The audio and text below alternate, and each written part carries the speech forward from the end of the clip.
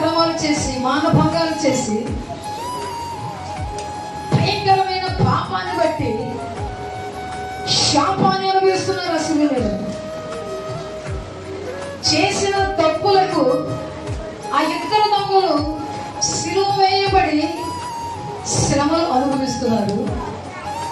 యేసు ప్రభుల వారు ఏ నేరము చేయలేదు, ఏ పాపము చేయకుండా శ్రమలు అనుభవిస్తున్నారు. దేవుని స్తోత్రం.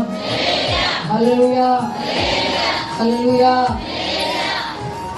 మాటలు కూడా సరిగా మాట్లాడలేని స్థితిలోనే ఓపికను తెచ్చుకొని మొదటి మాట మాట్లాడారు, తండ్రి మీరేం చేయించున్నారో మీరు ఎరుగురు కనుక వీరిని క్షమించయ్యా అని క్షమాభిక్షని పెట్టారు దేవుడు.